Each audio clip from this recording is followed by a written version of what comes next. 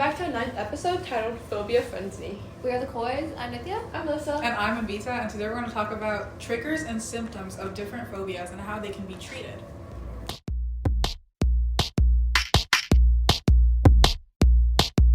So, before we dive into common phobias, let's look into what they actually are. So, a phobia is an irrational, excessive, and persistent fear of a specific object, situation, or activity. It goes beyond normal apprehension. And can cause significant distress and impairment in daily life. And specific phobias, they involve intense fear and avoidance of particular objects or situations, such as animals, natural environments, medical procedures, or certain activities. Wait, do you guys have any phobias that are scared of anything? Bugs. I think I feel like everyone's scared of bugs, right? but there's something a lot like some people have really bad arachnophobia. I guess not for me. Yeah, I don't have any phobias. None? No. You?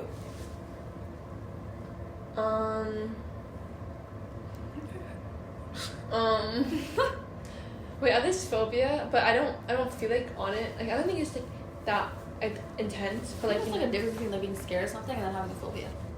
That's true. Because I think if you have a phobia, it would be intense. Yeah, because I don't have a fear of flying, but when I'm always flying, I always have a feeling of oh my god, what if I crash? I think that's pretty normal. Mm-hmm. Yeah. So I don't know. I guess I have a lot of phobias, I guess. So how do you recognize if it's a phobia or a fear? It typically involves identifying specific reactions and behaviors that occur consistently in response to something or situation. Some signs can be intense fear or anxiety, you start breathing heavily, or you start avoiding something, you go to great lengths to avoid that object, situation, or activity, even if it disrupts the way you function or your daily life. There's also physical symptoms, your rapid heartbeat or sweating. Panic attacks is a big one, and just overall persistent fear. Yeah. I think that's the main thing about phobias, is that they're so harmful to everyone's a person who has its day-to-day life. But I think that's the difference of being afraid of something. I think we all don't like certain things, but I think if you have a phobia, it's debilitating. But yeah, because phobias, specific phobias, can result from either a traumatic event, something called experimental specific phobia, or not so non-experimental specific phobia. So you can be intensely scared of something, even though you haven't actually gone through it. You know what I mean? Just like that. Let's talk about some common phobias now. Okay, we're gonna start with claustrophobia. I think it's a really common one. Definitely. It involves a fear of enclosed or confined spaces and can include elevators, tunnels, crowded rooms, or any enclosed space where one feels trapped or unable to escape. And there was an experiment done where they explored the use of cognitive restructuring techniques in the treatment of claustrophobia. So basically, this experiment was Rashman and Taylor's study on claustrophobia in 1993, and they explored the effectiveness of cognitive therapy, or as Nithya said, cognitive restructuring techniques, in reducing fear and avoidance behaviors related to enclosed spaces. So they likely used a randomized controlled trial with participants diagnosed with claustrophobia. The cognitive therapy group received structured sessions targeting irrational thoughts, coping strategies, and gradual exposure. Results showed significant reductions in claustrophobia symptoms when compared to control group. So basically, this suggests that cognitive therapy is an effective treatment for claustrophobia. And probably, if this was for claustrophobia, probably other phobias too. Yeah. It's just exposure. Wait. Yeah. Exposure therapy? No, it's different than exposure therapy, but it's just it's gradual exposure, but it's also targeting coping strategies too. Have y'all ever experienced claustrophobic situations? And when I was young, I think I told you guys this, when I was really, really young, I got trapped in an elevator and the door opened and it was a wall, right? I've never heard this story. No, it was back in India. Do tell! It was back in India, and me, my mom, and my friend at the time, it was Diwali. Oh. Okay, and I was so done with all the fire and stuff. It was so late at night. Yeah. And I think I don't know why I was going upstairs, okay? think maybe the clothes got dirty, and then we lived on the highest floor in India. Mm-hmm. So then obviously we hit that, and then the elevator starts going down, and we're already on the ground floor. We went below the basement, which Oh is not my god! which isn't a floor, and it opened to literally concrete, bro. And none of the buttons were working, and I thought I was gonna die. And so then I had a huge fear of elevators. Like, I would literally almost have a panic attack if I walked in one. Yeah. I did everything to avoid one. Like, now it's gone, but like, I was so scared of just like 4 closed walls around me when I was a kid. So like this is probably an example of like claustrophobia, but because you're like more exposed to it now, like larger exposure helps you go out of it a little bit. Like I assume you aren't. Yeah. So like that's like how people go out of their some phobias. Mm-hmm. Yeah, like with they just gradual exposure. Like I feel like that could like. I feel like that's definitely like what people like therapy does when you have like huge phobias. Is like gradually expose you to a certain thing. It's just like, oh, this actually cannot harm you, kind of thing. Mm-hmm. So I think when someone goes through like a traumatic, I'm not saying my elevator was traumatic, but going through like a traumatic experience and then they develop a phobia like related to it. I have a claustrophobic experience. I have a fear of like Ferris wheels. Like not like heights and like I love like roller coasters and that kind of stuff, but the Ferris wheel is like one thing I cannot stand. Ever since like we went to like Disneyland, like the everyone knows that the Mickey Mouse Ferris wheel is not it, and like and like I just like wanted to get out. I look out and I'm at the highest point, and I'm like, where the heck am I? Like I just need to get out, and like that fear of like just being in a room with like no escape is just like suffocating for me. Yeah. That's fair. Do you want to talk about another phobia? So there's acrophobia, which is basically characterized as the fear of heights. And some triggers can include high elevations like tall buildings, bridges, or cliffs, or even mountains. And research has been done to investigate neural correlates. Yeah, neural correlates of acrophobia using functional magnetic resonance imaging, or the fMRI. So essentially, a study was done in 2016 that found that altered brain activation patterns in individuals with acrophobia when they were exposed to height-related stimuli. So like in the case, there was a patient who was like 37 with how do you say this? Agoraphobia. Agoraphobia. And symptoms of height phobia, and they experienced dizziness with height exposure. And their treatment was 8 sessions of behavioral therapy with virtual reality exposure, followed by 8 weeks of individualized vestibular physical therapy. And their outcome was like just improvement in behavioral avoidance and illness, and there was no change in dizziness and body sway, however. I don't necessarily. Do you have fear of heights? No. Yeah. I enjoy going on. I don't enjoy it. Like, I get scared, but I'm not gonna have a panic attack. Yeah. Have you guys been to that place in Chicago? Yeah. Oh my god. The glass. I was so scared. I hated it. I loved it. I was so terrified. I was doing like somersaults and stuff. How old were you? I was 10. Man, Wait, I'd definitely be terrified if like it was like it's a glass thing. Like, it's a really high, right? It's a glass floor, so you can see it all the way down. Yeah. That's terrifying. Or like when there's a slide and like you can see the bottom. That's terrifying. It's exhilarating. Have you guys seen, like, this isn't kind of related to this, have you seen those like houses like on beaches where it's like entirely glass, like forward glass, and you can see the entire ocean? It scares me. Wait, have you seen the hotels where they're in like the middle of the ocean? It like the Maldives. Oh my god, there's like this one thing in Monterey too, right? Where the entire like a little tunnel is just glass. Yeah. I would not know, but I feel like that's just terrifying. It's like really high, or like oh my, if like on a really high bridge and the bridge shakes. Oh deal. The bridges. Deal. I do not like bridges. Or when it creaks. When like I'm out. When there's a bunch of traffic and no one's moving, and I'm like, this is it. Well, not the driving bridge. It's like when you're on a bridge really high and you're walking and it shakes. I'm thinking I'm gonna walk on a bridge. No, like you know what I'm talking about, like and like some movies you see those bridges like they're walking around, like walking across, and it like kind of shakes. Oh, like Mulan. Sure. No, in Mulan There too. was a bridge in And Mulan? Mulan too, when they were walking. It was when they were protecting the princesses and they were Oh, have you watched through the Jumanji? valleys. Oh yeah, and like Jumanji. The one I with don't the, remember in Jumanji. the chimpanzees? I've watched Jumanji many times. What was that? Was it Jumanji 2? Remake or old? Remake.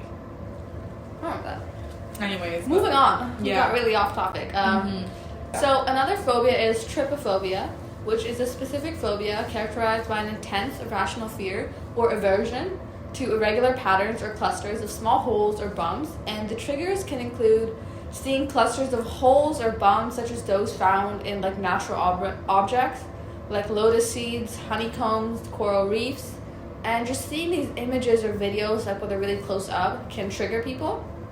And encountering objects with irregular texture or surfaces that invoke the sensation of small holes can also do this.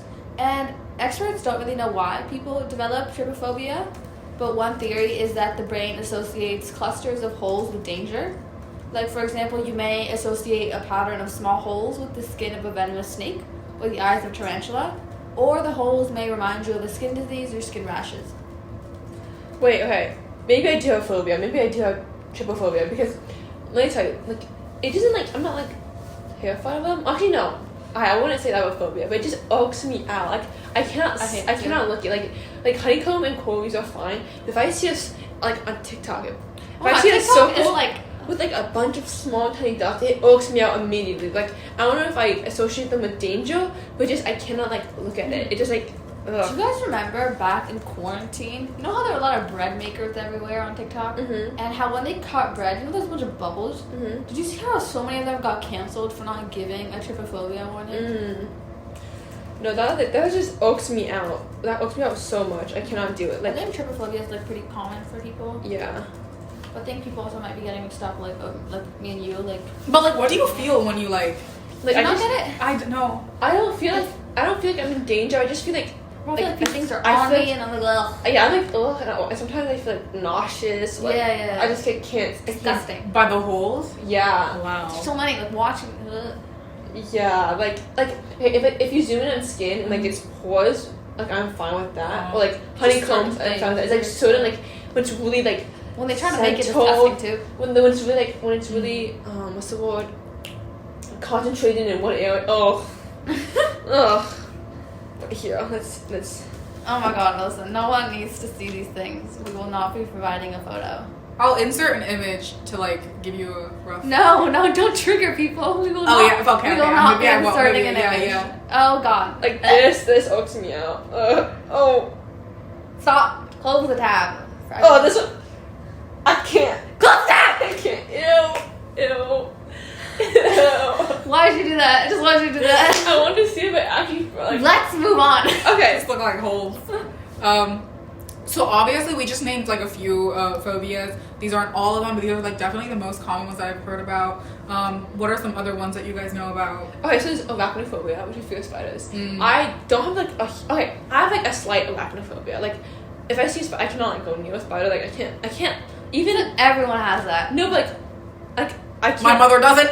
Yeah, my dad. She popped I out think with you the- honestly grow out of it. Probably. So maybe it's just go out of like it. I don't fear. think that would be arachnophobia. I think arachnophobia is like a deep fear. Like I think that's what we're mixing up here. Being terrified of something, which everyone has fear. Yeah, like it definitely. Having a phobia. Or maybe it's like if you like look at a picture of a spider, like you're unbothered by it. Like that's not Like- not the phobia. Well, because we talked about this earlier, like the signs of phobia. Yeah. It's like you have to have like intense fear, anxiety, like panic attacks, like physical symptoms when you see the kind of things, right?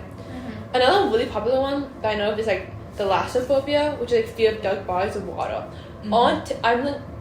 I like marine biology, right? So on TikTok, I've been watching a lot of ocean TikToks. So like, No. yeah, that's how. And everyone's like, oh my goodness, like this is like. For just some context, with like what is it? The North Sea sound that's supposed to be Oh, really the- crazy. Yeah. Oh, What Anita did. Elizabeth's not doing it justice. Leave it to Anita. There's also like glossophobia, which is the fear of public speaking, and I think that one's really common. I know a lot of people who like like actually feel public speaking, like they won't like physically move like to like they freeze up, the throat closes up, like they just like can't like talk, like they feel like bumps in the throat and stuff like that. The lumps. Or like they just like, Wait, what was that? I just felt something. do you know? It definitely was not like that. Like back the recording. Okay, so But yeah. Wait, I have one. Mesophobia, I think hopefully that's how you pronounce it. Sounds. Repeated noises like chewing, pen tapping, sniffling, or scratching. For me personally, it's like when like a marker like goes on paper, but it's like a really bad marker, like it's not smooth at all. like squeaks. And it like not squeaks, but it's like rough, like oh my Isn't that god. just ick? Not phobia? I think we're mixing up common things with phobias right now. Everyone has that. It's like things that ache them out. Yeah, I think like, you know, like when people are like, don't like rub like chalk against the wall, whatever, like Chalk gets in there. yeah, shush. I know what I mean. mean. But like I think that's just like disgusting noises. It's important to differentiate like the triggers and like the symptoms, which we should go more into, like how to treat those. Yeah. Yeah. So one of the treatments is CBT, or cognitive behavioral therapy, which is something that Nithya was talking about, that 57-year-old or 37-year-old. Yeah. So what it basically does is it's widely used for treating phobias, and it involves identifying and challenging negative thought patterns related to the phobia and gradually exposing the individual to the feared stimulus in a controlled environment. This exposure helps desensitize the person to their fear over time. So kind of like getting them into the habit, which you should listen to our last episode, of like facing that phobia. It's kind of similar to another therapy called exposure therapy. Exposure therapy is a specific type of CBT, or cognitive behavioral therapy, that involves gradually exposing the individual to the field object or situation in a safe and controlled manner.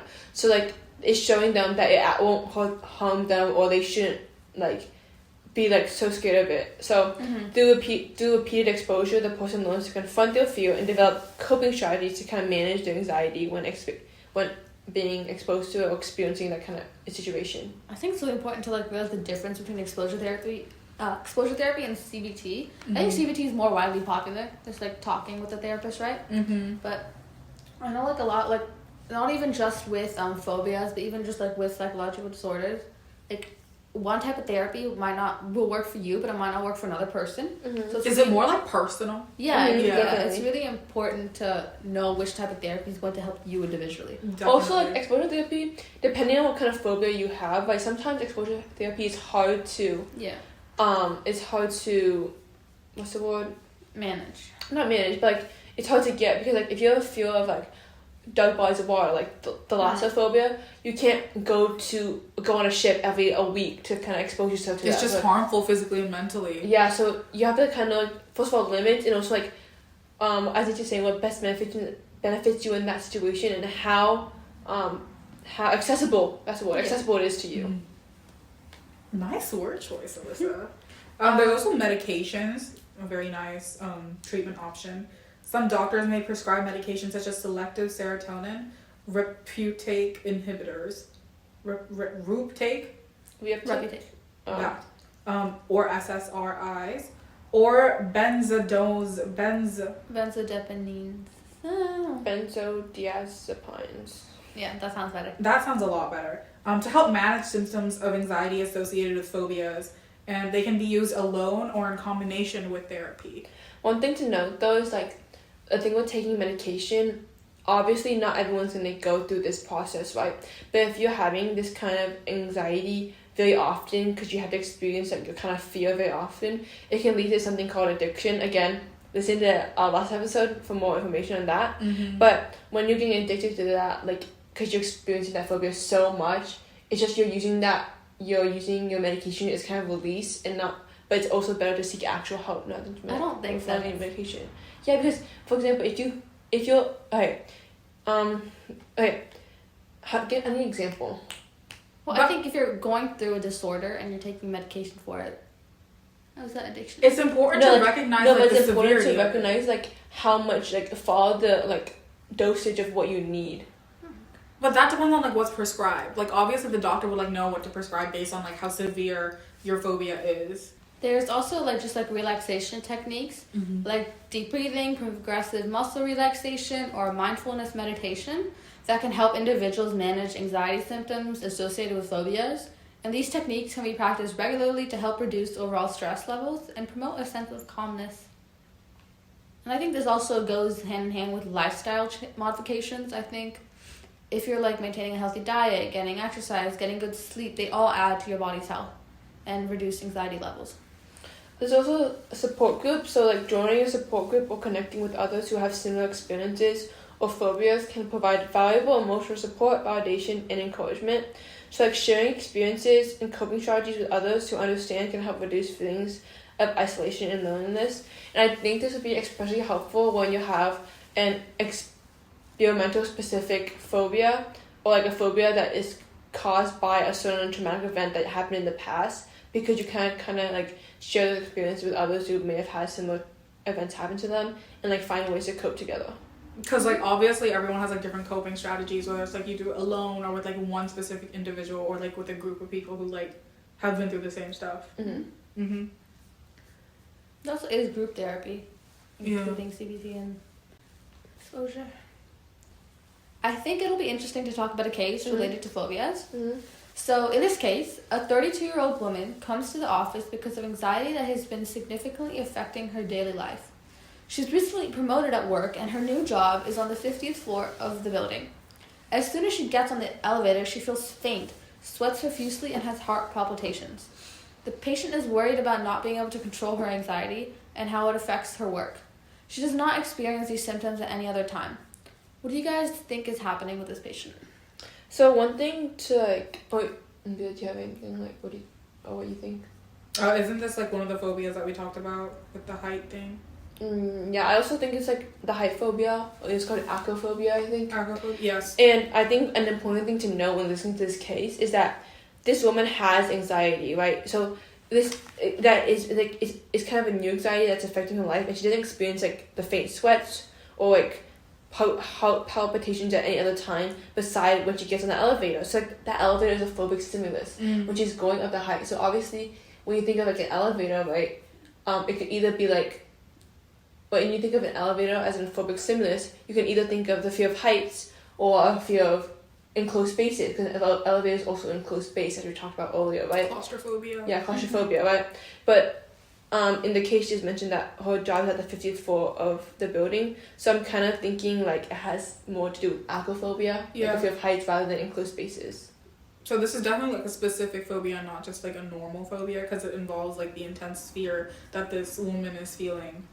Like, it's not just being scared of elevators, It's just like that intense fear of anxiety, those like physical symptoms of faint, sweating, and like heart palpitations. We